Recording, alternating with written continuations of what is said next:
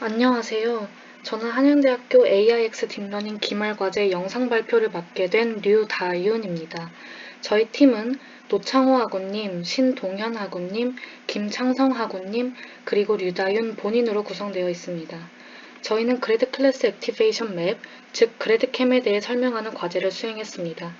저희 과제는 글 소개, 배경 지식, 캠 정의 및 개요, 캠 계산, 캠의 문제점, 그래드캠 정의 및 개요, 그래드캠 계산, 캠과 그래드캠의 차이, 예제 코드, 참고 문헌, 그리고 맡은 파트 순으로 진행됩니다. 먼저 글에 대한 간단한 소개를 작성했는데요.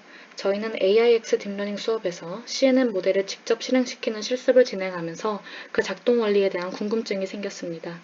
이러한 궁금증 해결을 위해 여러 솔루션들이 제안되고 있는데 저희는 그중 그래드캠이라는 모형 해석 방법론에 대해 알아보았습니다. 우선 본격적인 내용인 캠과 그래드캠에 대해 설명하기에 앞서 배경 지식에 대해 작성하였습니다. CNN 알고리즘의 구조에서 빠질 수 없는 연산 기법인 컨볼루션 과정에 대해 이해하기 쉽게 풀어서 설명하였고, 패딩과 풀링의 전 과정에 대해서도 설명하였습니다. 또한 뉴럴 네트워크를 학습시키는 데 사용되는 백프로페게이션의 과정에 대해 간략하게 작성했고, 백프로페게이션의 한계점에 대해서도 간단하게 소개를 해보았습니다. 캠의 정의 및 개요에 대해 소개하겠습니다. 캠은 CNN을 하는 데 있어 이미지의 어떤 부분이 결정에 가장 큰 영향을 주는지에 대해 분석하는 목적으로 시작되었습니다.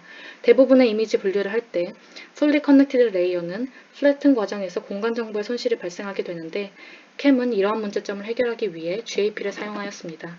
여기서 GAP는 마지막 판별 전까지 데이터 위치의 정보가 훼손되지 않게 하는 역할로서 사용되고 있습니다. 이 사진으로 예를 들자면 우리는 CNN이 어느 부분을 보고 이 이미지를 개라고 판정했는지에 대해 궁금합니다.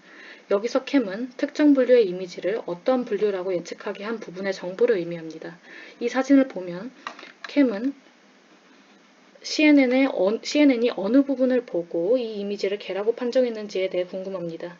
여기서 캠은 특정 분류의 이미지를 어떠한 분류라고 예측하게 한 부분의 정보를 의미합니다.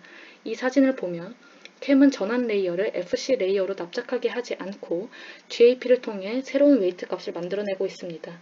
마지막 전환 레이어가 총 n개의 채널로 이루어져 있다면 각각의 채널들은 GAP에 의해 하나의 웨이트 값으로 나타나게 되며 총 n개의 웨이트들이 생기게 됩니다. n개의 웨이트가 생겼다면 캠은 이 웨이트들과 마지막 n개의 전환 레이어들과 가중합계를 하여 하나의 특정 분류 이미지의 히트맵이 나오게 됩니다. 사진에서 보듯이 히트맵의 중요도가 강아지 얼굴 부분에서 가장 큼을 확인할 수 있습니다. 이러한 캠의 계산 과정도 수식으로 더 자세하게 표현해 보았습니다. 캠의 문제점에 관해서도 작성해 보았습니다. 캠은 GAP가 반드시 필요하다는 것이 가장 큰 단점입니다. 따라서 GAP를 사용하지 않고 CNN 모델 마지막 피처값과 연결될 수 있는 웨이트를 활용할 수 있는 방법이 무엇일지에 대한 고민 끝에 나온 방법론이 그래드캠입니다. 그래드캠의 정의 및 개요에 대해 소개하겠습니다. 캠의 경우에는 활성화 맵을 얻기 위해서 GAP를 사용하고 그 뒤 Fully Connected Layer를 사용하는 방식입니다. 또한 결과물을 CNN으로만 시각화할 수 있습니다. 이러한 점을 보완하기 위해 그래드캠은 모델의 구조가 제한되는 문제를 해결하고 다양한 모델의 구조를 해석할 수 있는 방법을 제안합니다. 그래드캠을 사용하게 되면 CNN 기반의 네트워크는 굳이 모델 구조를 변경할 필요가 없으며 분류 문제 외의 다른 태스크들을 유연하게 대처할 수 있습니다. 이 사진을 보시면 개와 고양이에 대해 가이디드 백플로, 그래드캠, 오클루전 맵의 시각화를 비교하는 이미지입니다. 여러 방법 중 그래드캠은 캠이 가장 큰 분별력을 가지게 하는 것에 중점을 두었음을 볼 수 있습니다. 이 사진은 그래드캠의 전체적인 구조를 보여주고 있으며 그림의 왼쪽에는 모델의 구조를 볼 수 있습니다. 사진의 과정을 보면 처음 오리지널 이미지를 입력하여 CNN을 걸쳐 특정 맵을 추출하고 그 뒤에 태스크에 따라 여러 종류의 레이어들이 사용됩니다. 사진의 오른쪽을 보면 이미지의 분류, 이미지 캡션, 시각적 질문, 답변의 레이어들이 사용되었음을 볼 수 있습니다. 그래드캠의 알고리즘을 소개하는 글입니다. 그래드캠에 대한 논문에서 나오는 대략적인 구조를 보면서 클래시피케이션 문제에서 백프로페게이션을 통해 얻는 그레디언트 값들로 그래드캠을 얻는 과정을 설명하고 있습니다. 이때 얻는 그레디언트 값은 소프트맥스 전 단계의 특징 맵에서 얻을 수 있고 이렇게 얻은 그레디언트 값은 K번째 클래스에 대한 특징 맵과 곱하고 더해서 그래드캠을 얻을 수 있다는 부분을 소개하고 있습니다. 다음은 캠과 그래드캠의 차이점을 설명하는 글입니다. 캠과 그래드캠의 차이는 그래드캠의 렐루를 제외하면 W와 A의 차이에서 나오게 되는데 이 차이는 GAP에서 나오는 가중치를 가지고 구하느냐, 그레디언트를 사용해 구하느냐의 차이라는 점을 설명하고 있습니다.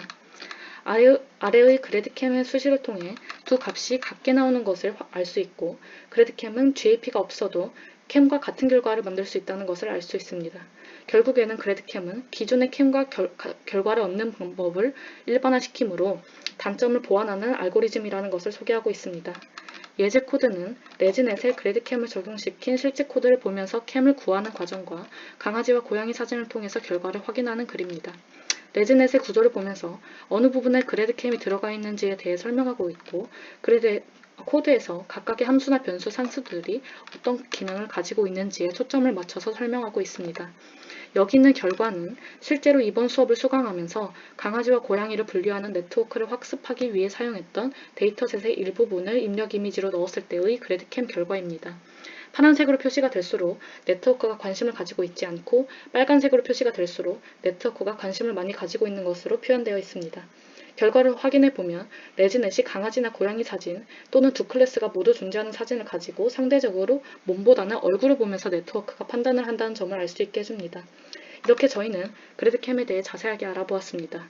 마지막으로 이 글을 작성하는 데 참고한 사이트와 멤버별 역할을 적으며 블로그 작성을 마무리했습니다. 이상 AIX 딥러닝 기말과제 영상을 마치겠습니다. 감사합니다.